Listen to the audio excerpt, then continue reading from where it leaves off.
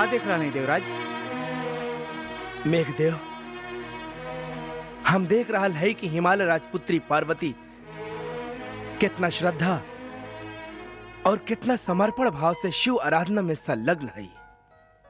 ब्रह्मदेव के आदेशानुसार स्वयं अपन लक्ष्य पूर्ति हेतु हमनियों के शिव आराधना करे के चाहिए देवराज। हाँ, अवश्य करे के चाहिए। जय हो देवराज इंद्र के, जय हो। कामदेव, कामदेव तू यहाँ? जय सुन के हम तो चौकिए पड़ रही कि पराजित इंद्र के जय बोले वाला के आ गए। क्षमा करी देवराज, बकिर जय विजय की स्थिति तो एक जैसे ना रहेला ना। कबो उ ए पथ तो कबो उ पथ। विधाता ही जानेला कामदेव कि ई जय और पराजय के कर्म कब समाप्त होगी। आप हमके आज्ञा करें देवराज, हम आपके का सेवा कर सकत हैं। हमार सेवा करेला तोहारी पूछल गईल प्रश्न ही हमरे ला बहुत बड़ सेवा है कामदेव। नहीं देवराज, हम शब्द सेवा की इच्छुक ना हैं, कार्य सेवा की इच्छुक हैं।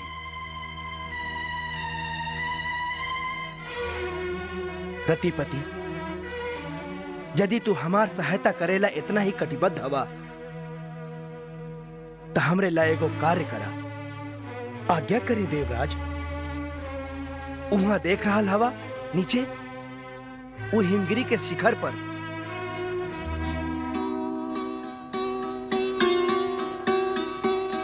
हाँ, कोनो कन्या कोनो योगी के समीप खड़ा होके पूजा अर्चना कर रहा था।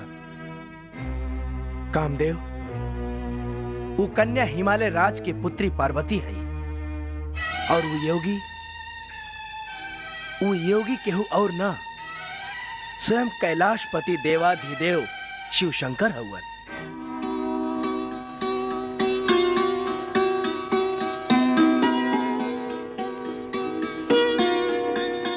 आहा, कैलाशपति भगवान शिव शंकर। ओम नमः शिवाय। शिव पर बड़ा आस्था है तोहर। जिनकर शिव पर आस्था नहीं खे उन पर हमारा आस्था ना हा देवराज। तो उनकर हित में जिनका शिव पर आस्था है ई कार्य करा। पार्वती के निष्ठा पूर्वक पूजा के ध्यान में लीन शिव शंकर कौनो उत्तर ना दे रहा हवन। यदि शिव खाली एक बार पार्वती के ओर अनुराग भाव से देख लें तब पार्वती की आराधना और विधाता के उद्देश्य पूरा हो जाए। विधाता के उद्देश्य? हाँ कामदेव, शिव के प्रसन्न होने पर उनकर विवाह पार्वती से संभव होगी। शिव पुत्र द्वारा उताड़कासुर के वध होगी। जे हम देवता से स्वर्ग के अधिकार छीन के हमनी पर अत्याचार कर रहा है और जेकरे कारण हमनी के ही दुर्दशा है। यदि हमरे द्वारा शिव जी के मन में अनुराग उत्पन्न कैला से यदि आपकी स्थिति में सुधार संभव है, पुनः स्वर्ग के राज प्राप्त हो सकल संभव है, तो हम सहर्ष ई कार्य के करब देवराज। कामदेव, यदि आपके द्वारा ये कार्य संपूर्ण हो जाए तो समस्त देवगण आपके आभारी रही हैं। यदि ऐसा हाथा हम रति के साथ लेके यही समय हिमगिरी शिखर पे जाके इस शुभ कार्य के संपन्न कर डाला था। हमार मंगल कामना तोहरे साथ है कामदेव।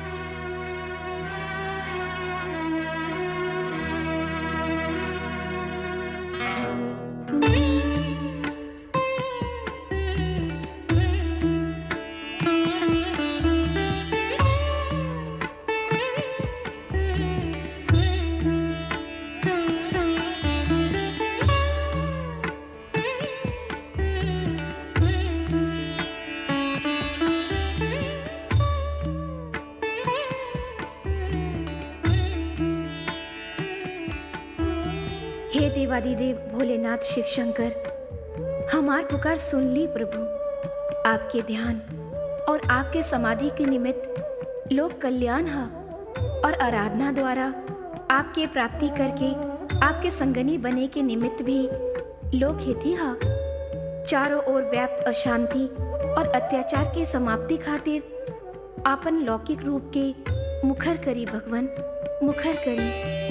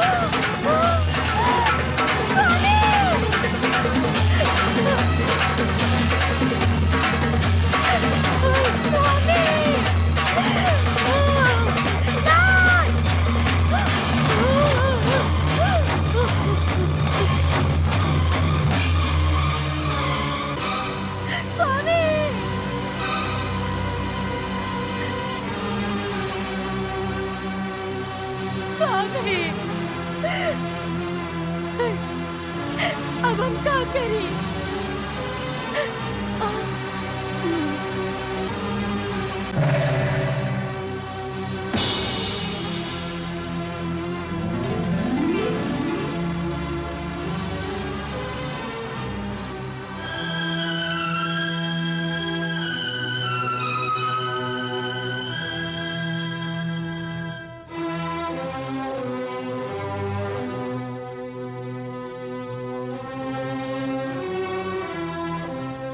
ई बड़वाना लगनी तो जगत के सर्वनाश कर दे।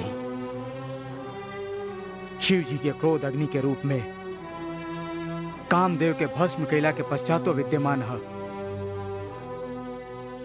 कुछ उपाय करे के होगी। ओम नमः शिवाय।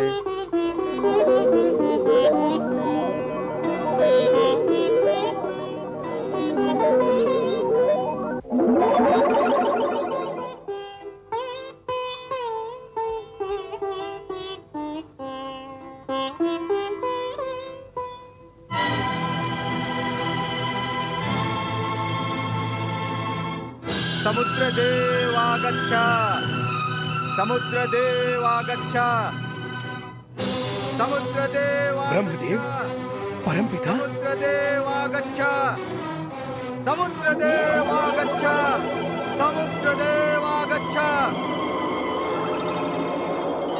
समुद्रदेव, समुद्रदेव आगच्छ। परमपिता ब्रह्मदेव, समुद्र के नमन स्वीकार करी और आज्ञा करी कि हम कौने प्रकार से आपकी सेवा कर सकत हई।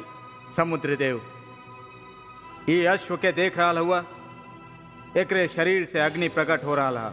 देख रहा है परमपिता, पर ये अश्व और ये अग्नि यहाँ आपके साथ कैसे? समुद्रदेव, ये भगवान शिव के क्रोधाग्नि है, जे कामदेव के भस्म कैला के बादो विद्यमान है। अगर ये अग्नि के शमन ना ही कैल गई तो तीनों लोक तक की अग्नि के तपन जा पहुंची। ये हिला लोक कल्याण खातिर और भगवान शिव के प्रेरणा से हम उनकर क्रोध के यश्व के रूप में यहाँ ले ले हैं। तो हमरा ला कहा गया है परमपिता?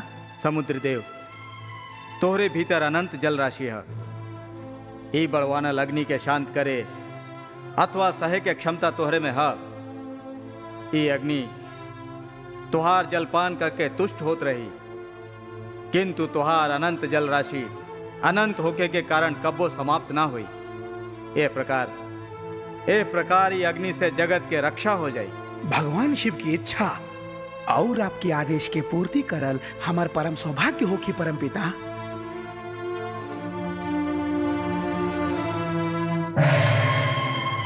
हे अश्व, पधारा।